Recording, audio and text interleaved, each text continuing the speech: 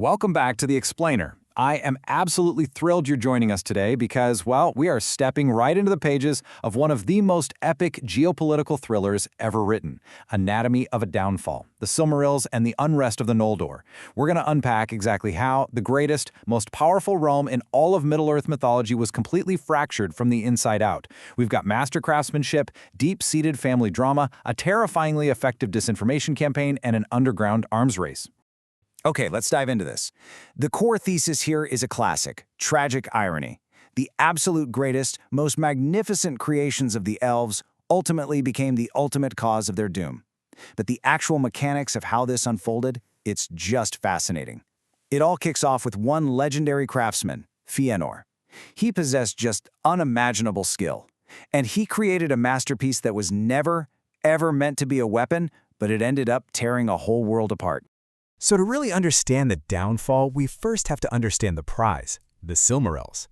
Now, these weren't just some pretty gems you'd set in a fancy crown. No, they were three indestructible crystal-like jewels crafted by Fëanor himself. But get this, the crystal was literally just a shell, a body.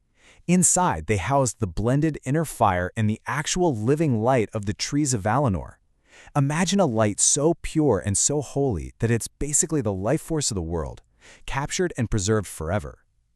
Even if you lock them in the deepest, darkest treasury, these jewels shone with their own radiant light. They literally rejoiced in it, taking it in and giving it back in even more marvelous hues. They were true, hallowed vessels of pure creation. And there were exactly three of them, just three. Because of their immense, world-altering significance, Varda, one of the supreme beings, the Valar, hallowed these three specific jewels. And this is a totally crucial detail. She blessed them so that no mortal flesh, no unclean hands, and absolutely nothing of evil will could ever touch them without being completely scorched and withered. That really establishes the incredible stakes we're dealing with here. The very fates of the world, earth, sea, and air, were prophesied to be locked right inside these three stones. And Fëanor? His heart became completely and utterly bound to the things he had made. But, where there is something of absolute pure beauty, there is almost always an entity waiting in the shadows to corrupt it. Enter Melkor, a masterclass in deception, how Melkor poisoned the peace of Valinor. The second Melkor learned of the Silmarils, the mere memory of their radiance became this gnawing, burning fire in his heart. He lusted for them. But he couldn't just take them by force, right? He was vastly outnumbered in the blessed realm of Aman, so he had to play the long game. He had to be patient. Inflamed by this dark desire, he kicked off a slow, highly calculated process to destroy Fëanor and sever the deep friendship between the Valar and the elves. And I gotta tell you, the way he did it is genuinely terrifying. Now, what's really interesting about this is how eerily modern these tactics feel. I mean, we are looking at a literal masterclass in psychological manipulation. Melkor didn't just walk around shouting lies in the streets. First, he perfectly disassembled his true malicious purposes under a fair, friendly semblance. Then he started sowing lies, but slowly, finding ears that were already willing to listen. He weaponized gossip. He rewarded the tellers to make them feel like they were part of this exclusive, wise inner circle. But the most terrifying tactic of all? He would walk among the elves and weave his fair words so subtly that, looking back, the elves actually believed these dark whispers were their own original thoughts. It is just a chillingly effective disinformation campaign. Let's look at exactly how Melkor twisted reality here. On one side, we have the actual truth. The Valar brought the elves to the blessed realm of Aman entirely out of love and a desire to protect them. The coming of mortal men, well, that was known to the Valar, but it simply hadn't been revealed to the elves yet. But now, contrast that with Melkor's lie. He took that innocent silence and spun it into a catastrophic conspiracy theory. He started whispering that the Valar were actually holding the elves captive out of jealousy. Why? Because supposedly, the Valar wanted to give the vast, empty lands of Middle-earth to the weaker, short-lived mortal men who they could control much more easily. Melkor took a completely neutral fact, the existence of men, and weaponized it into this massive narrative of betrayal and replacement. And honestly, this brilliant, evil campaign worked. The peace shatters. Pride, greed, and the hoarding of the light. The peace of Valinor was poisoned before the Valar even realized what was happening. Fëanor, who was already a proud elf, was suddenly ignited with a fierce new desire for freedom and wider realms. He started to openly murmur against the Valar. But remember the Silmarils? As this paranoia grew, Feanor's love for his creations morphed into this greedy, jealous hoarding. He locked the Silmarils away in deep underground chambers in the city of Tirion. He started grudging the sight of them to almost everyone. Melkor's lies were successfully isolating Feanor, perfectly setting the stage for the next phase of the collapse. And this brings us to the actual anatomy of the downfall, moving step by rapid step. First, Melkor targeted the royal family itself, spreading rumors to Feanor that his half-brother Fingolfin was plotting to usurp him, while simultaneously whispering to Fingolfin that Feanor was going to drive him out. Second, and this is a massive escalation, Melkor started whispering about weapons. In total secrecy, the elves began forging swords, axes, and shields. Feanor even built a secret forge of his own, crafting these fell swords and tall helms with red plumes. So what started as whispers in the dark rapidly accelerated into a full-blown underground arms race. And third, open treason. Feanor began publicly crying out for rebellion, urging the elves to just abandon Valinor altogether. So, the unrest boils over. The sword is drawn. King Finwë, the father of both Feanor and Fingolfin, summoned his lords to a council to try and desperately manage this crisis. Fingolfin arrived early, standing before his father, just pleading with him to restrain Feanor's incredible pride and arrogance. But even as Fingolfin was mid-sentence, the doors flew open. Feanor strode right into the chamber. And he wasn't just there to talk. He was fully armed, he was wearing his high helm with a mighty newly forged sword at the side. He saw his brothers speaking to their father, and in Feanor's deeply paranoid mind, Melkor's lies were being proven true right in front of his very eyes.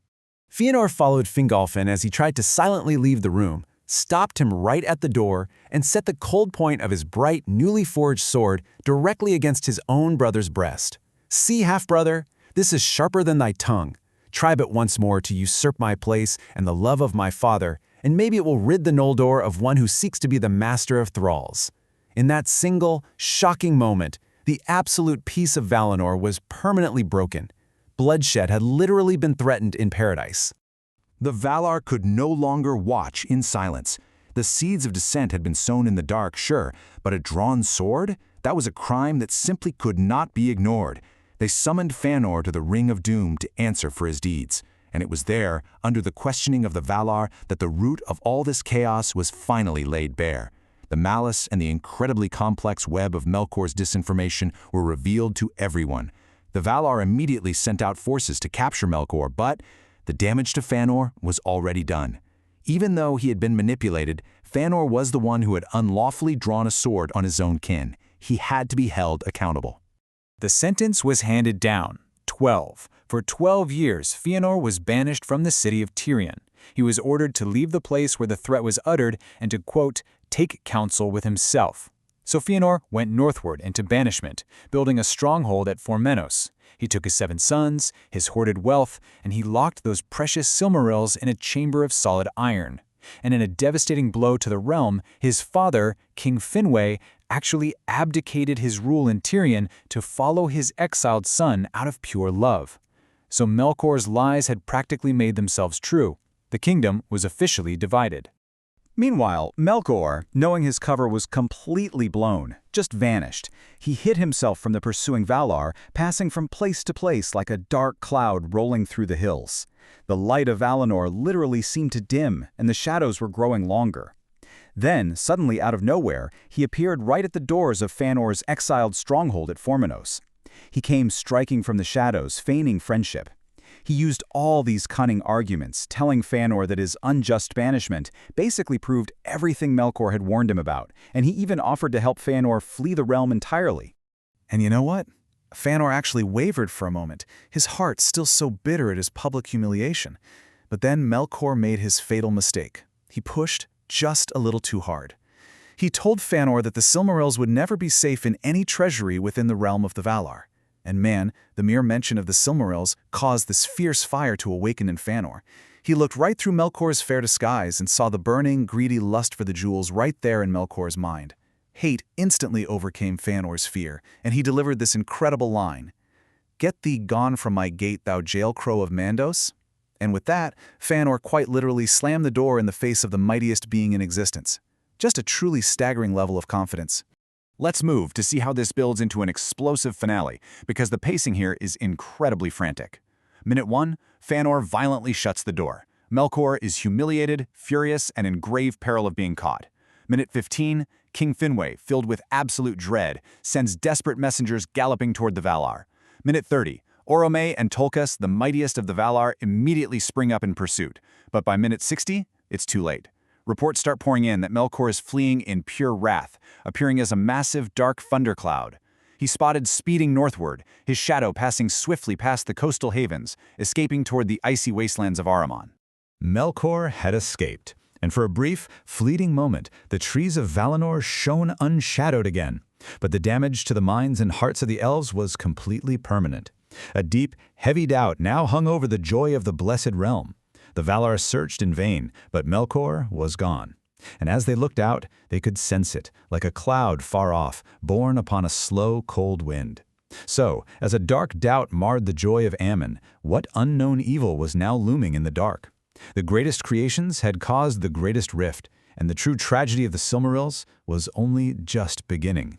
Thank you so much for joining me for this explainer. Until next time, keep learning and keep exploring.